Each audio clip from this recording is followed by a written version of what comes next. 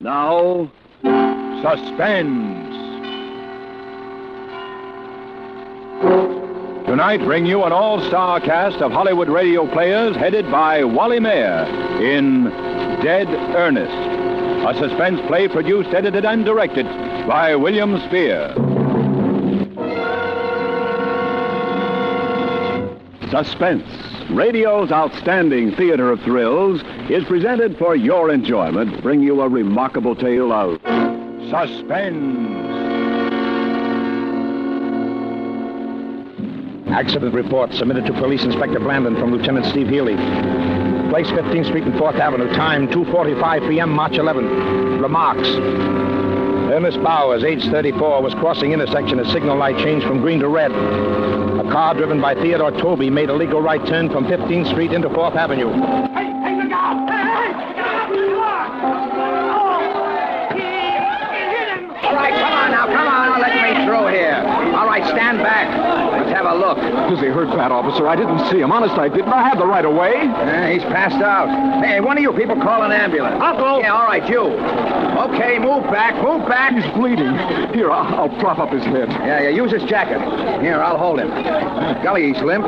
Feels like just like he's dead.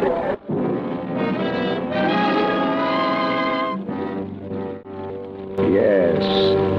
Ernest Bowers felt like he was dead. Ernest Bowers suffered from catalepsy, a strange disease. He carried at all times a note in his inside jacket pocket stating that he was a cataleptic, and that in the event of seeming death, his wife should be immediately notified, or his doctor in the event his wife is unavailable. The letter also requested that no autopsy or embalming should be performed on his body for 72 hours, although in his particular case, the duration of the attacks were usually 4 hours or less. Ernest Bowers also wore a sterling silver bracelet with an inscription reading, "Do not embalm me. I am not dead." Catalepsy is a disease of the nerves and mind. The physical condition of the cataleptic when he's under a spell closely resembles death in all aspects, including the primary stages of rigor mortis. Officer Abbott was on the scene of the accident. He administered first aid to the injured man before making out his report. There, that ought to stop the bleeding. Looks like just a cut on his forehead when he hit the ground. Nothing much. Well, he can't be hurt bad, officer. I didn't hit him hard. Yeah, that's right. It looked like just a little bump, that's all. All right. Clear back, clear back. Let's have a little air in here. I have to take down some information. All right, what's your name? Theodore Toby. Here's my license. Hey, you kids! Hey, what did those kids do? They picked up something off the street. I saw them. There's the ambulance. Oh, here it comes. Gee, I hope he's all right. It doesn't look like he's breathing. My gosh, he ain't. All right, I told you to get back. Come on now, ease back, all of you.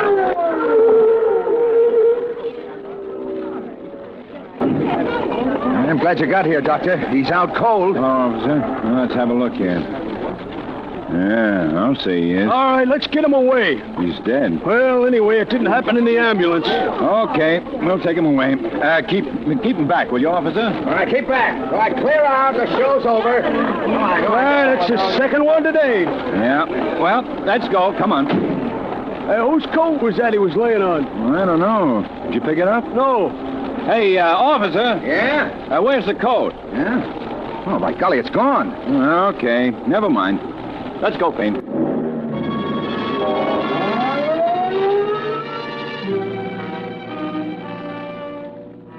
Ernest Bowers had lost the identification of his condition. The letter was in the inside pocket of his jacket. The silver chain he wore on his left wrist had snapped and fallen to the pavement. Two youngsters picked up the chain. Robert Manelli, age 9.5, and Tommy Stoner, 8. Hey, that cop yelled at us. Did you hear him? Yeah. Maybe we should give it back. Nah, what for? So he can keep it? Screw on the back to your father's shop, Bob. Sure is a nice chain. Hey, there's writing on it. Maybe it's the guy's name. Was he hurt bad? Nah, just a little bump. What's it say? Well, just a second. We'll be out of the alley. Yeah, Pop's gone home to eat. Well, let me see it. Well, wait a second, will you? It says, do not something me. I am not dead. It's screwy. What'll we do with it? Sell it, dopey. That's stealing, Bob. It ain't stealing. We found it, didn't we? When we try to sell it, they'll ask us where we got it. What do we tell them? Nothing. Use your head. You know what we'll do? What? We'll use Pop's welding torch. We'll melt it down. He told us not to use it. Pop ain't here, is he? No. Well, come on. There it is. Yeah. Here, put it on that brick. Okay? Yeah. Be careful. I don't know too much about this. What are you kids doing there? Huh? Oh. Hello, Pop. Nothing, Mr. Manelli. We ain't doing nothing. Nothing, eh? I thought I told you kids not to go near that torch. Well, we want to melt this down. Give me that. Now, what's this all about? Well, we found this chain, Papa, and we want to melt it down and sell it. Oh, whose is it? Well, we don't know, do we, Tommy? No, we don't. Where you get it? We found it. Come on, let me have it. Come on. There's nothing wrong, Pop. We just found it, see? It's ours. Let me see. It says something. Do not embalm me. I'm not dead. Okay. What's it there? It's screwy. Where do you find it? In the street. Honest, Papa. Ask Tommy. All right. Go on. Get out of here, please. Well, how about melting it down, Pop? We can sell it and buy some baseball. All right. I'll keep it back.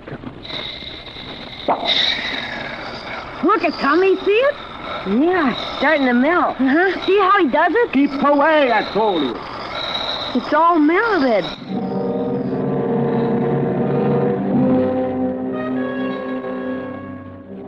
They sold the melted chain to a dealer for $1.30. $1.30. But the coat was the principal thing. In the coat, in the inside pocket, was the letter. The information about Bauer's condition was in the letter. The instructions that could save his life. The coat was picked up from the street by honest Jerry Murdoch.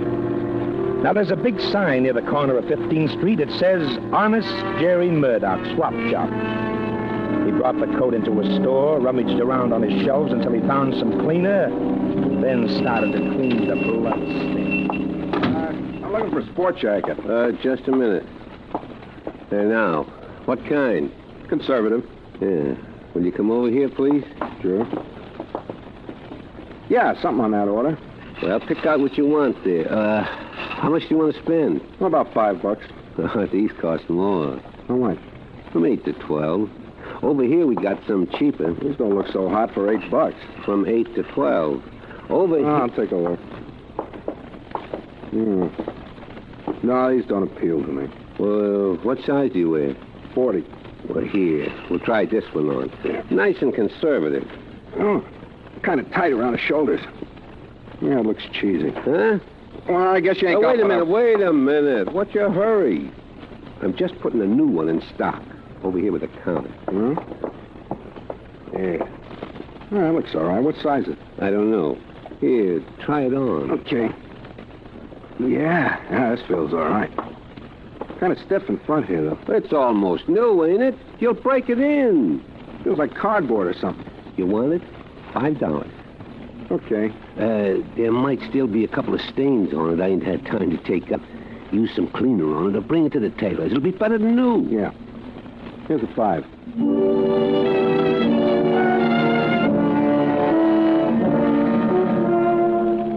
Ernest Bowers was brought to the receiving room of Verna General Hospital. The time, 4:10.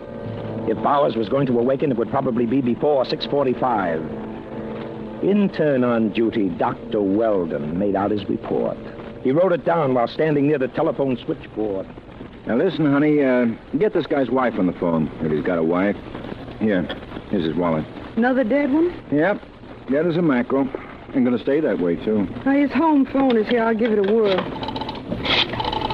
Let's see. Yeah.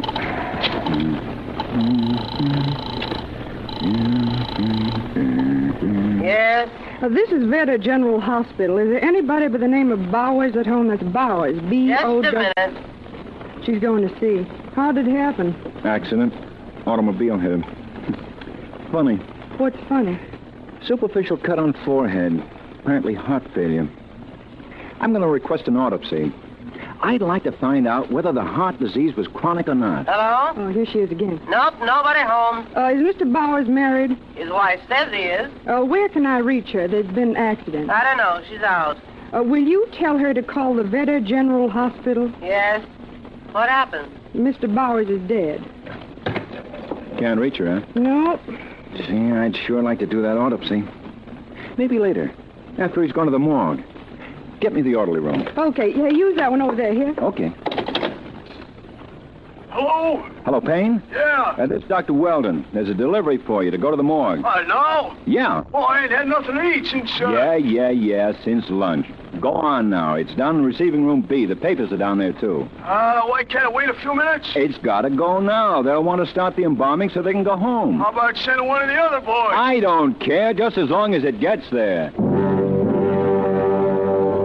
It was then 4:22 in the afternoon. Dr. Theodore J. Weldon left Honey at the switchboard and walked upstairs to the intern quarters and settled down to reading the sports page of the afternoon paper. At that moment, if anyone had been in receiving room B of Verna General Hospital, where the body of Ernest Bowers lay on the patient carriage, they could have seen a fly crawl slowly across the face of the dead man. They would have seen his nose twitch.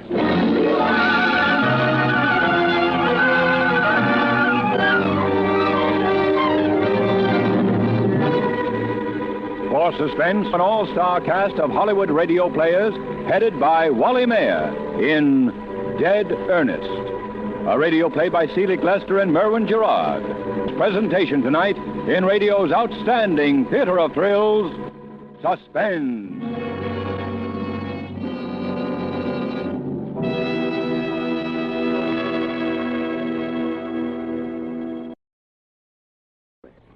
And now, bring back to our Hollywood soundstage, Wally Maher, who, as Police Lieutenant Healy, heads an all-star cast of Hollywood radio players in Dead Ernest, a tale well calculated to keep you in suspense.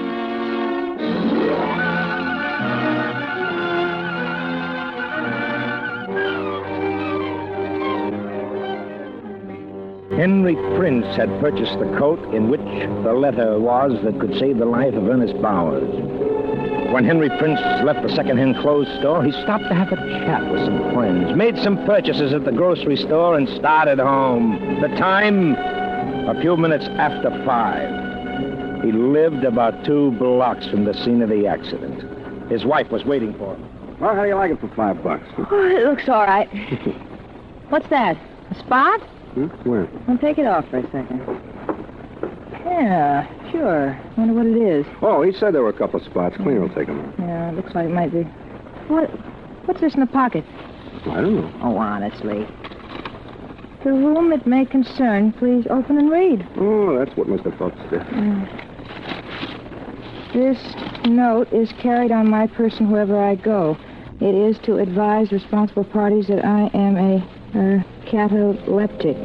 That if it appears as though I am dead, I am not.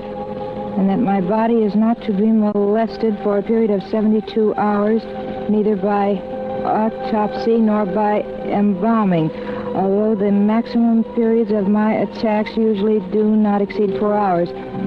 Please telephone my wife, Mrs. Margaret Bowers, at Felton 11231.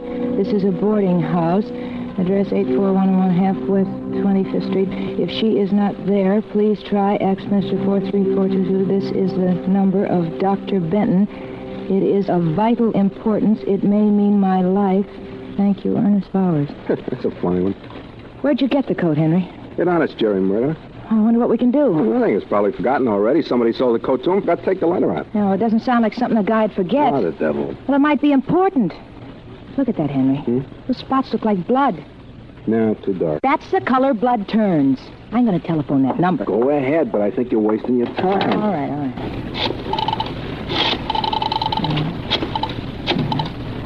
I didn't want to mess around. Oh, shit.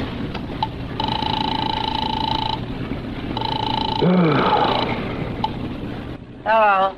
I'd I'd like to talk to Mrs. Bowers. She ain't in. Well, how do you know? You didn't even She go... went out. You ain't the first after her. Who else wanted to get in touch with her? Somebody, I don't know who. Oh, well, thank you. Hey, see, you're wasting your time. Oh, I'm going to try that Dr. Benton. Oh. 4, 3, 4, 2, 2. Look, I'm hungry. Oh, busy. How about the dinner? It's cooking. You know, I just can't get it out of my head. That guy, whoever he is, lying there, and people thinking him dead when he ain't. Maybe doing things to him. What's embalming? Well, they do that at the morgue. It's preparing his body for burial. I think they take all the blood out of his veins. Well, that would kill him if he wasn't already dead. Well, couldn't kill him no deader. Henry, I'm going to find out about that coat. Where's this place you bought it? Honest, Oh, now, wait a minute, Francis. Look, I put in a good day's work. I'm tired. Listen. I don't want to run around the city looking for something I don't even know about. Well, I'll go myself. Now, how about me at home here while you go out? I want to eat. I'm hungry. Well, dinner won't be ready for another 15 minutes anyway. Where is the place? Oh, all right. I'll go with you.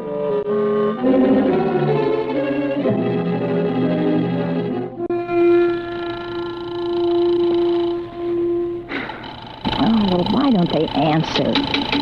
What? Well, he ain't back yet. What's the sign say, 10 minutes? Yeah, but those guys put up signs like that if they're going away for an hour. Well, we can wait just a few more minutes, Henry. Oh, come on, Francis. Hello? Is Mrs. Bowers in? No. Mr. Bowers? No, he's dead. Oh, he is? That's what they tell me. Look. You're bothering me, lady. I got a meal set on the table. I can't be answering a million questions. Yeah, listen, all I want to know is when Mr. Bowers died. How do I know? Ask Mrs. Bowers. She'll be home soon. Oh, yeah, thanks. Well?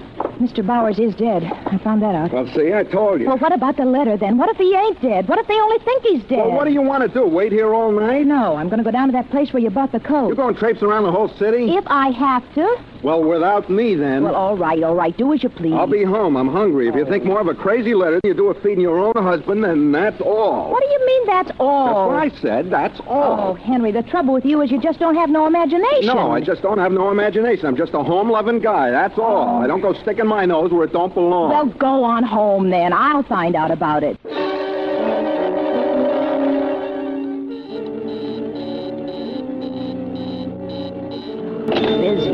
Busy. How can a doctor's line be always busy?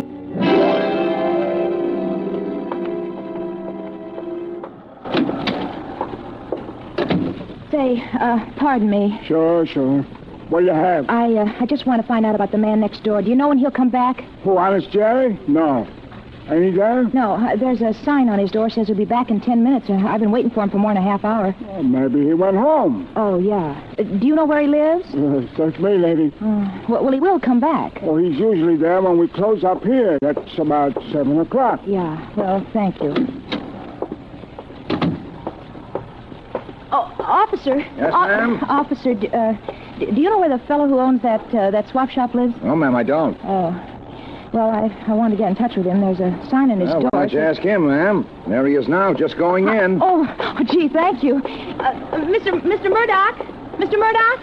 Yeah? Oh, gee, Mr. Murdoch, I'm glad you came back. I'm just having a bite to eat. Yeah. Come on in. Thanks. What can I do for you? You sold my husband a sport jacket this afternoon. Did I? What kind? It was a light blue one. It had a few stains on it. Oh, I'm sorry. I can't take anything back once it's sold. No, I don't want to give it back. Where'd you get it, Mr. Murdoch? I don't even know which one you're talking about. I sell a lot of stuff. It must have been just a few hours ago. Blue with thin red boxes. Oh, what about it? Where'd you get it? What do you want to know for? Well, because there was a letter in it, an important letter. I don't know. How can I remember where I got it? Long ago. Was it long ago? I don't see where it's any of your business where I got it. It may be important. I've been trying to reach the numbers. The doctor's number's always busy, and his wife isn't home yet. I don't know what you're talking about. Please, I'm busy. I got lots to do. Yeah, but you got to tell me. Just listen. Look, tell me one thing. Did you have the jacket in here a long time? Well. Oh, please! It's very important. Well, no. I just got it this afternoon. Oh, where did you get it? You said one question. You asked it, I answered it. That's all. There was blood on it. That I can't help. Now, if you no, listen, me... Mr. Murdoch, you got to tell me. Please. I don't have to tell anybody anything. Mr. Murdoch, I may be all wrong. I'm probably just crazy doing this, but listen, if that man's alive and they do anything to him, I'll just never get over it. I'll just never be able to live with myself. What are you talking about? Well, listen. Listen, there was a letter in the inside pocket of that jacket, you see. It said that Ernest Bowers was a cataleptic. What's that? You mean he goes into fits? No. A cataleptic is somebody who looks like he's dead at times, and he isn't. Oh. He goes into a spell, and it looks as though he's dead, you see. Yeah. And sometimes they take dead bodies to the morgue. They embalm them, and that means they take all the blood out of their veins. Now this fellow Bowers is a cataleptic. I don't know whether he's dead or alive, or even if he's even worrying about this letter, but I got to find out. Well, there was... What? An accident before the... Where? Who was in it?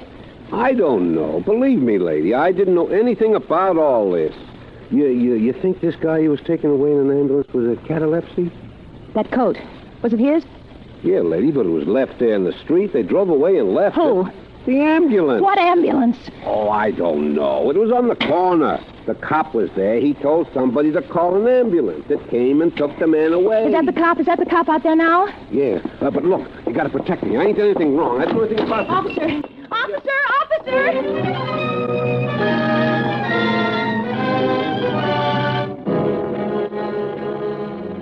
Ernest Bowers lay on a slab in the morgue. If he were alive, probabilities were that he would regain consciousness before 6:45. The two embalmers on duty at the time had decided to get a bite to eat when the phone rang. I know, but we're going out to eat. Yeah. Oh, I know another one just came in. We got it here. Well, what's a rush? No. We just want to grab a cup of coffee, and then we'll get right on it. Well, is it our fault if it comes in just when we want to have a... Oh, what? Oh, we can go home after? Oh, well, that puts a different complexion. Okay. Yeah. Hey, what time is it, Tony? It's 6:30. Doc says if we embalm this one now, we can go home. Well, let's start in then. I'm hungry. Okay. I'll start the motor. Hey, he's a young guy, ain't he? Yeah. I was speaking to the wife about that yesterday. Oh, get the injector out, Tony. And she was saying more and more people die older and older. Hey, here. Looks like we can open through the neck. Yeah. Hey, give me a piece of that gauze. I said to her she should be around this place a while. We get them all ages. Hey, you want me to do it? Oh, that's all right. You get the injector ready. Hey, look at him. You never think that such a little thing like his heart stops beating could make him dead and not alive. Yeah, hold it steady now, will you? Yeah. Okay, you ready? Just a second. Yeah. All right. Here we go. Oh. What's the matter? My glasses. They're clouding up. Well, take them off. Oh, no, it's all right. I'll just clean them. What'd the wife say to that? What? Oh, about all ages? Yeah. Oh, she didn't have anything to say. Only that most of the guys we deal with probably come to a violent end. Well, there's something in that. Okay. I got my glasses clean. All right. Now, let's... What's the matter? They're steamed up again. Funny. Every time I bend over near... I wonder. What? Oh, it must be my imagination. What? I could have sworn this guy was breathing on my glasses. Oh, is he? No, how could he? Well, come on and let's go. It's 6:45 already. Yeah. Oh, hold it. I'll get the phone. Oh, let's get this started first. Okay. Now we'll just pal. What? What's the matter with you? I thought I saw the guy's hand twitch. Oh, don't be silly. Oh, boy.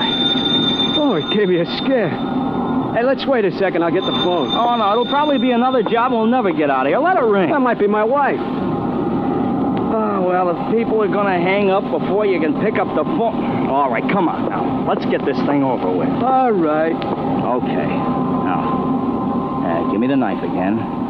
That's it. Now, I'll make a nice, neat little Tony. Yeah? Look. I'm bent over like this. I ain't going to move. My glasses are full of steam again. Oh, Lord! Is he alive? Hey, look at me. I'm shaking all over. Look at him, Al. Look at his lips. Listen. Shut that thing off.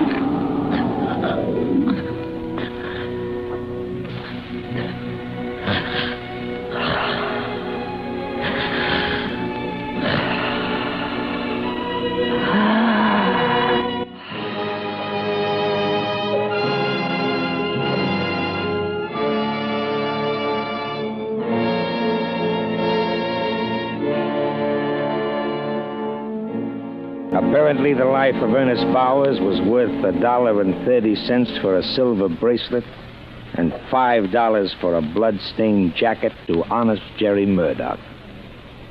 Their petty thefts brought a man to the brink of death. As for the busy telephone in Dr. Benton's office, it wasn't busy at all. The good doctor had unwittingly replaced the receiver on the stand incorrectly.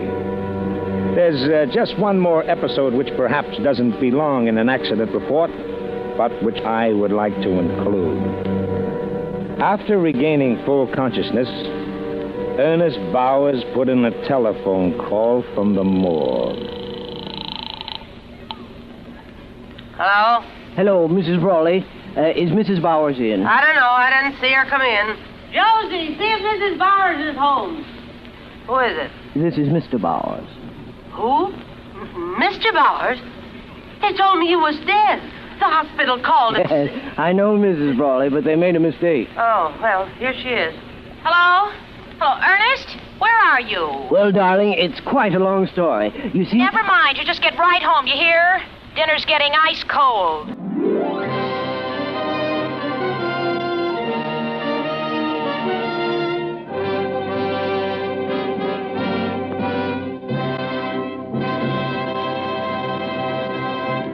Suspense. Produced by William Spear. This is CBS, the Columbia Broadcasting System.